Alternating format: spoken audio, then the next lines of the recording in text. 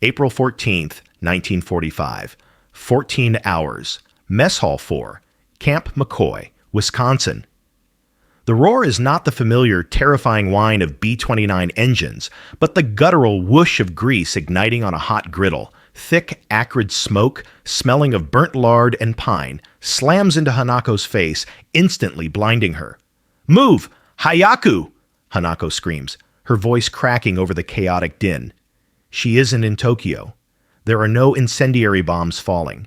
She is in an enemy prison camp, yet she is running toward the flames. "Connect the line now!"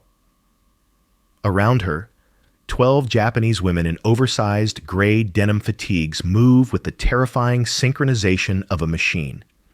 The heavy brass nozzle of the American hand pump feels freezing against her palm, a stark contrast to the searing heat radiating from the kitchen wall. "Pump! Ichi ni! Ichi ni!"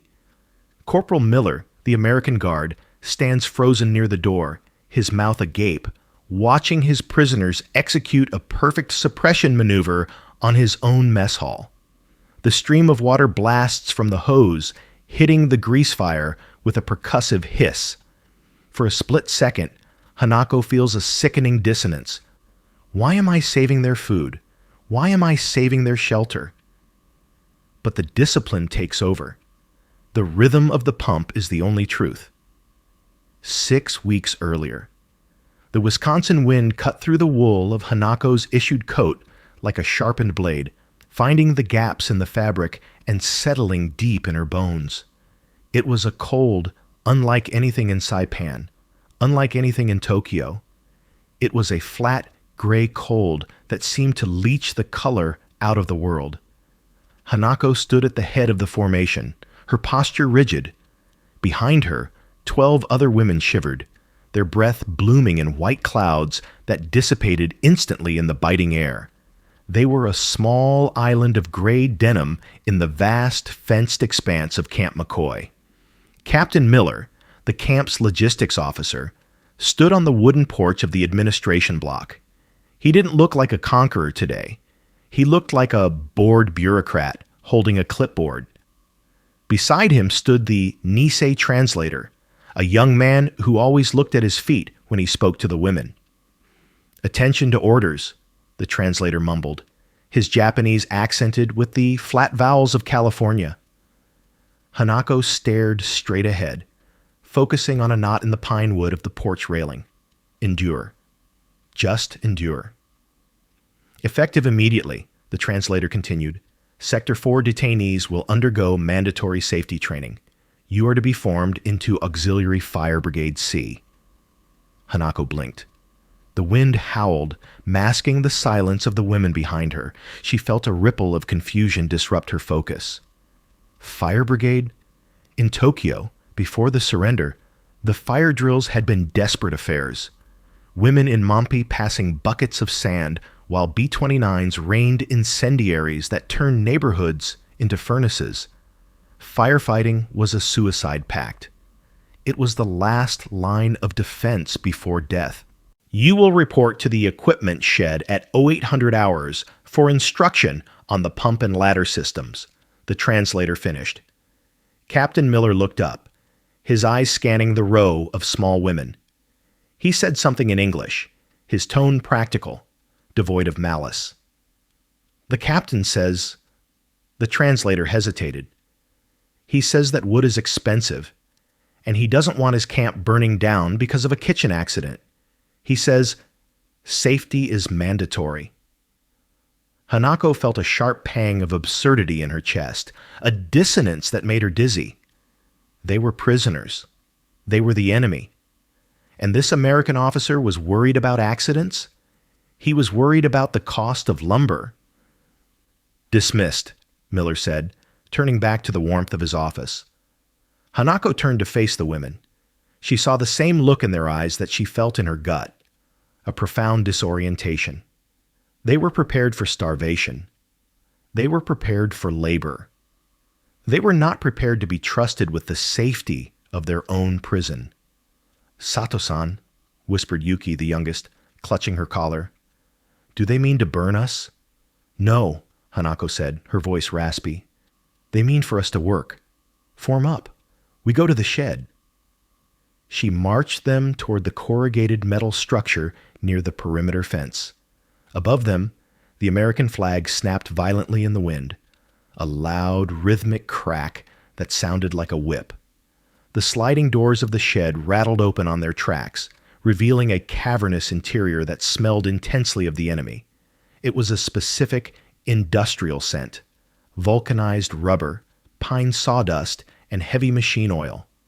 To Hanako, it smelled like abundance. Inside, arranged with obsessive precision, lay the tools of their new trade. "Step inside," the sergeant commanded, gesturing with a gloved hand.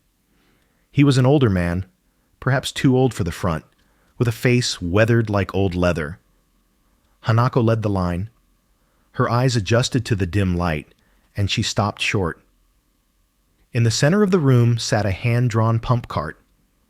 It wasn't the rickety wooden carts used by the neighborhood associations back in Tokyo.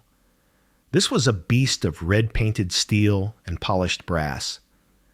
She reached out, her fingers hovering over the main valve. "Touch it," the sergeant said, his voice echoing slightly. "Get used to it. It's yours to maintain." Hanako placed her hand on the brass fitting. It was freezing cold, but smooth as glass. There was no rust, no pitting.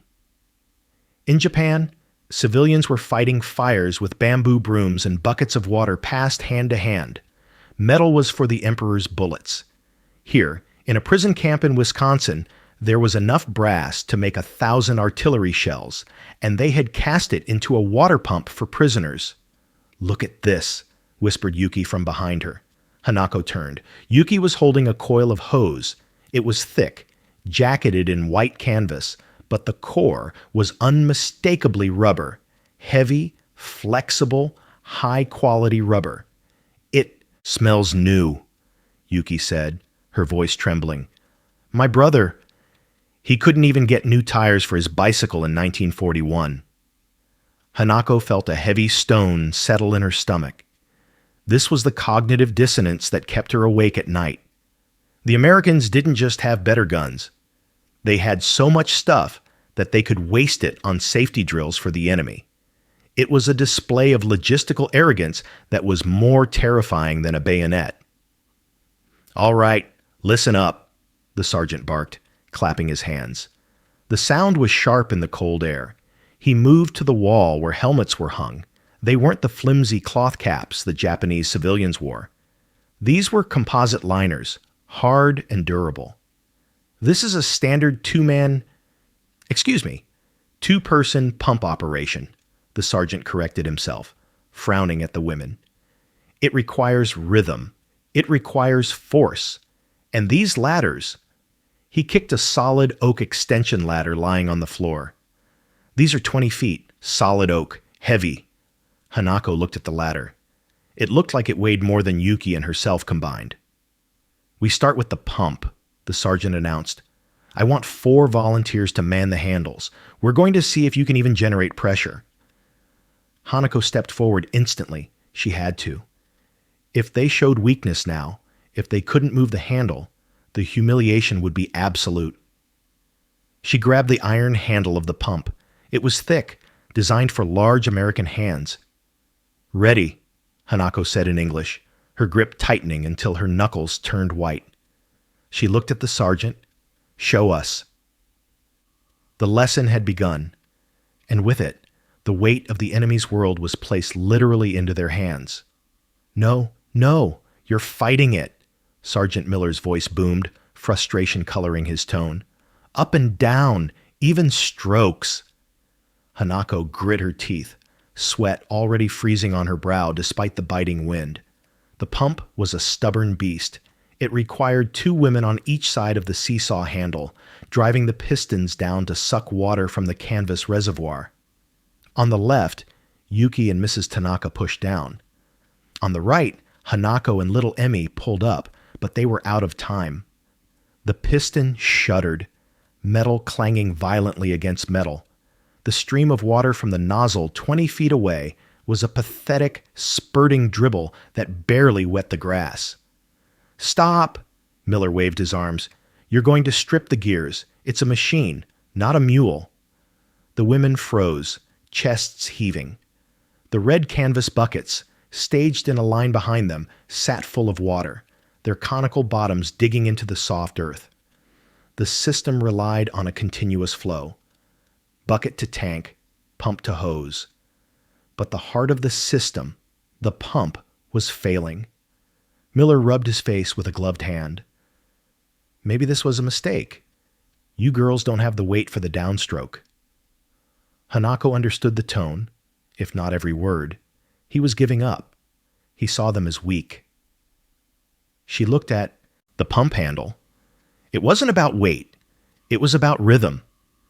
The Americans moved like clocks, tick-tock, tick-tock, but the women were moving like panicked birds. They needed a beat they understood. Hanako stepped back to the handle. She looked at Yuki across the fulcrum. "Forget him," she said in sharp Japanese. "Do you remember the festival floats in Osaka? How we pulled them up the slope?" Yuki's eyes widened, then she nodded. "We don't push," Hanako said. "We dance. Listen to me." Hanako grabbed the handle. She took a deep breath and shouted, deep from her diaphragm, "So-rei!" Heave. She threw her weight down. "Yare!" Yuki responded instinctively, catching the upswing and driving it back down on her side. "So-rei! Yare!" The rhythm wasn't the sharp 1-2 of the army. It was a swinging, circular cadence, a chant used by rice planters and fishermen for centuries. Clack whoosh, clack whoosh. The pump began to sing. The stuttering groan vanished, replaced by a rhythmic mechanical heartbeat. The pressure gauge on the side of the tank jumped. "Connect the hose," Hanako yelled, not breaking the chant. "So-rei!" Water exploded from the nozzle held by the other team members, a solid white bar of liquid that arched 50 feet into the air, hitting the practice shed with a thunderous drum roll. Sergeant Miller stepped back, his mouth slightly open.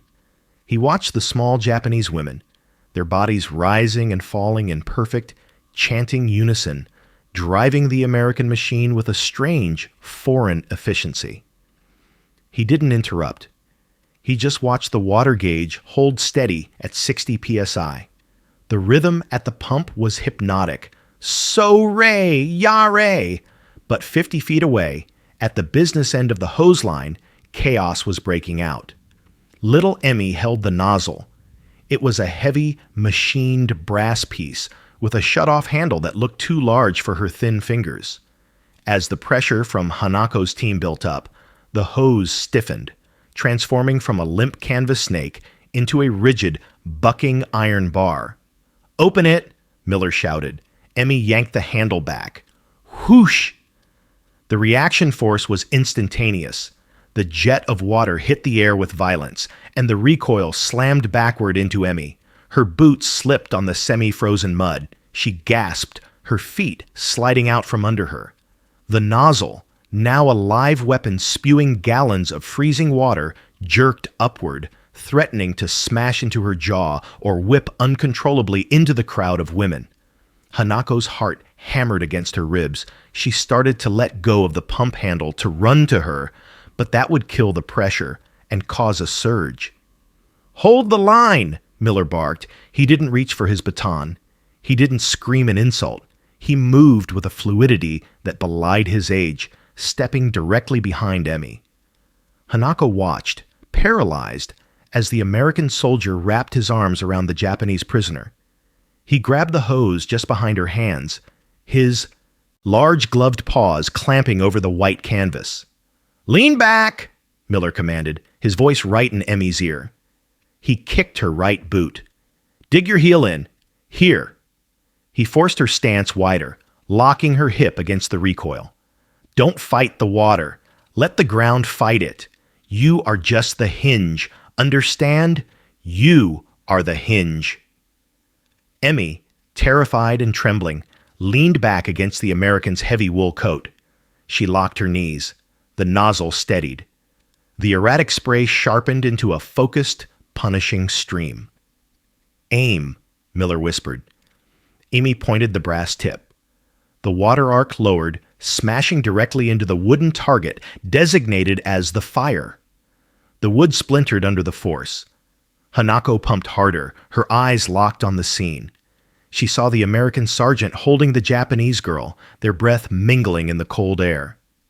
It was an image that violated everything she had been told about the demons of the West. He wasn't suppressing her. He was bracing her. He was lending her his weight so she could do the job. "Good," Miller said, stepping away slowly to see if she could hold it alone.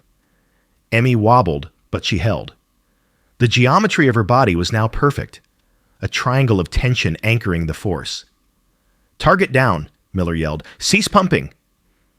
As the water died away and the hose went limp, silence rushed back into the clearing. Miller looked at Emmy, who was panting, her face flushed with adrenaline.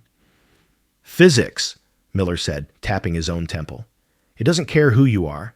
It just cares if you stand right." Hanako wiped sweat from her eyes. The midpoint had shifted. They weren't just following orders anymore. They were learning the trade. The sound did not begin as a noise. It began as a vibration in the floorboards. Then, the mechanical scream tore through the darkness of Barracks 4. Woo-oh! The rotary siren. Zo 3 Bozak's hours. Hanako was awake before her eyes opened. The adrenaline spike was instant, sharp, and familiar. The same chemical jolt she had felt during the air raids on Saipan. But there were no explosions tonight. Only the siren, wailing like a dying animal in the Wisconsin night. "Raid!" someone gasped in the dark. "Drill!" Hanako shouted, throwing off her heavy U.S. Army wool blanket. The cold air hit her skin like a physical slap. It was easily 10 degrees below zero outside. "Fire drill! Move! Move!" The barracks erupted into the blind chaos of 12 women scrambling from their bunks. Feet stomped on the wooden floor. There was the sound of bodies colliding, the frantic rustle of stiff denim. "Boots! Grab your boots! Don't lace them!"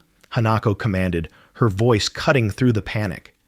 She found her helmet by touch, the cold steel rim biting into her fingers, and jammed it onto her head. She threw the door open. The night was a wall of black ice. The snow reflected the harsh perimeter floodlights, creating a ghostly, washed-out world. "Form up on the cart. Team A hoses, Team B pump." They spilled out into the snow, half-dressed, coats thrown over sleeping shifts, unlaced boots crunching on the icy crust. Their breath came in ragged white plumes. There was no time to feel the cold. There was only the clock. Yuki stumbled, dropping a canvas bucket. She scrambled to retrieve it, her fingers stiff and clumsy. "Leave it!" Hanako barked. "Get to the handle." They reached the equipment shed. The lock was already off. Miller was watching. They dragged the heavy pump cart onto the designated hardstand. The wheels squealed in protest against the frozen mud. "Line up! Sound off! Ichi! Ni! San!" The count went down the line, breathless but unbroken. As the last voice shouted, "Juni!" 12. Hanako snapped to attention, her hand raised in a salute that was a strange hybrid of her old training and the new American protocol. Silence slammed back down on the camp. The siren died away. From the shadows of the guard tower, a match flared. Captain Miller stepped into the pool of light, a silver stopwatch in his hand. He looked at the watch, then at the shivering women standing in the snow, their oversized helmets slightly askew, their eyes fierce and awake. 2 minutes, 48 seconds, Miller said, snapping the watch cover shut. The click sounded as loud as a gunshot in the stillness. He walked down the line, inspecting them. He stopped in front of Hanako. She didn't shiver. She refused to shiver. "In the U.S. Army," Miller said, his voice low, "standard deployment time is 3 minutes. You beat the boys in Block C by 30 seconds. He nodded, a gesture of professional respect that transcended the barbed wire between them. Secure the gear. Go back to sleep. As they wheeled the cart back, Hanako felt a strange warmth spreading in her chest. It wasn't the heat of a fire. It was the heat of pride. They were prisoners. Yes. But tonight, they were the best unit in the camp. The sun had finally melted the snow, turning the parade ground into a slurry of Wisconsin mud. Two teams stood on opposite sides of the field, Hanako's Fire Brigade C and a squad from the Italian service unit. The Italians were towering figures, men with sleeves rolled up to reveal thick forearms. They laughed easily, joking with the guards in broken English, exuding a relaxed confidence that baffled Hanako. To them, captivity seemed like an inconvenience. To her, it was a spiritual weight. "The objective is simple," Sergeant Miller announced, standing between two empty 55-gallon steel drums painted bright yellow. "Bucket Brigade, fill the drum. First to overflow wins." He blew the whistle. Tweet! The Italians exploded into action. They were fast, viscerally fast. They scooped water from the source trough, swinging the buckets with wild, muscular abandon. Water splashed everywhere, soaking their boots, flying into the mud, misting the air. They shouted commands that sounded like songs, cheering each other on. "Faster!" the Italian leader roared, hurling a half-full bucket to the man behind him. On Hanako's line, there was no shouting. "Tempo," Hanako whispered. 1, 2, pass. 1, 2, pass. They moved like a conveyor belt. Emi scooped. Yuki turned. Mrs. Tanaka passed. The canvas buckets didn't swing. They glided, hand to hand. Not a drop was spilled. They were slower, painfully slower, than the men. The Italian drum was already echoing with the sound of splashing water, the level rising rapidly. "We are losing," Yuki hissed, her eyes darting to the other team. "Eyes front," Hanako snapped. "Mind the water. The water is life.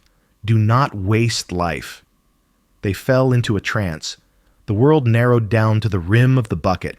Scoop, turn, pass. It was the tea ceremony applied to manual labor. Precise, economic, relentless. "Done!" the Italian captain shouted, throwing his hands up. His team cheered, clapping each other on the back. They had finished. Hanako's team was still working. The American guards watched in silence. "Keep going," Miller ordered. Hanako didn't stop until water crested the lip of their drum, spilling silently down the yellow steel sides. "Halt!" Miller walked over to the drums. He pulled a measuring stick. "Italian team," Miller announced, peering into their barrel. "Time, 3 minutes flat, water level." He paused, tapping the hollow metal. 70%. You spilled 30% of your load on the ground." The Italian cheers died down. They looked at the mud around their feet, which was a swamp of wasted water. Miller walked to Hanako's drum. The ground around it was dry. The water broke the surface tension at the very rim. "Japanese team. Time, 4 minutes. Water level, 100%. Miller looked at the Italian captain. "Fire doesn't care how fast you run. It cares how much water you put on it. Speed is nothing without volume." He turned to Hanako. "Winner, Brigade C." The Italians looked at the small women with a new expression. It wasn't pity anymore. It was confusion mixed with a grudging respect. Hanako felt the tension in her shoulders release.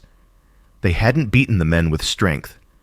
They had beaten them with the one thing they had left, their refusal to be careless. April 14th, 1945. 14 hours. Mess hall, 4. It started with a sound like a tearing sheet, followed by a dull thump. Hanako was scrubbing a stockpot in the scullery when the air pressure in the room suddenly changed.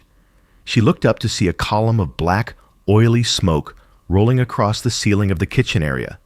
The grease trap under the main griddle had flared. "Fire!" a cook screamed, scrambling backward, tripping over a crate of potatoes. The flames didn't stay contained. They licked up the backsplash, feeding on years of accumulated oil, and bit into the dry pine boards of the wall. The fire climbed with terrifying speed, turning the wall into a sheet of orange. "Get the extinguisher!" Corporal Miller yelled, fumbling for the red canister on the wall. But the pin was stuck, or his hands were shaking too hard. The smoke banked down, thick and acrid, blinding them. The heat was instantaneous, pressing against Hanako's face like a physical hand. "This is it." Hanako dropped the pot. She didn't look at the guards. She didn't look at the cooks. She looked at the door. "Brigade!" she screamed, her voice cutting through the roar of the fire. "Pump now!" It was the cold open, the moment where time folded in on itself. Yuki and Mrs. Tanaka were already moving. They didn't need orders anymore. They needed the machine. They burst out the side door, their boots slipping on the thawing mud, and grabbed the cart stationed under the eaves. "Connect! Hayaku!" Hanako grabbed the nozzle from the cart. It was heavy, cold brass, a stark contrast to the inferno inside. She dragged the heavy canvas line through the door, crouching low to avoid the smoke layer. Inside, the fire was roaring, the sound like a freight train. The wall was fully engaged. If it burned through to the roof trusses, the whole block would go. "Water!" Hanako screamed. Outside, she heard the rhythmic chant begin. It wasn't the polite count of the drill. It was a desperate, guttural heave. "Sore! Yare!"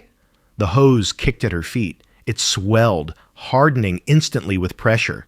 Hanako braced herself, locking her hip just as Sergeant Miller had taught Emmy. She opened the bale. Hiss! The stream slammed into the burning wall above the griddle. It didn't just wet the wood. The pressure stripped the charred timber, blasting the flames back.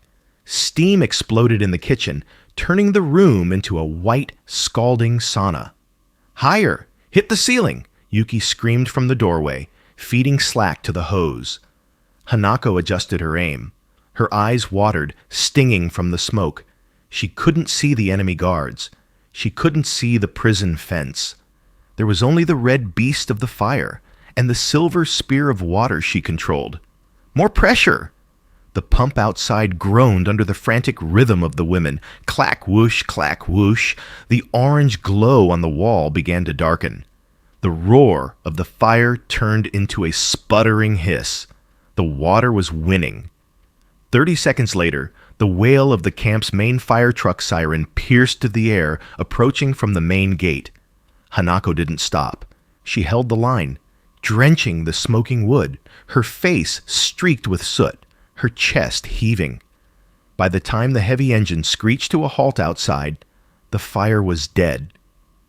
She closed the nozzle. The silence that followed was heavy, broken only by the dripping of water and the labored breathing of the women outside. The adrenaline crash hit Hanako an hour later, leaving her hands trembling as she sat on the wooden bench outside the barracks. The sun was setting, casting long purple shadows across the snow-dusted camp. The mess hall was still standing. A section of the wall was charred black, smelling of wet charcoal and burnt paint, but the structure was whole. The roof had held. Hanako looked down at her hands. They were stained gray with soot and grease. She tried to wipe them on her trousers, but the stain was stubborn. It was the mark of the day's work.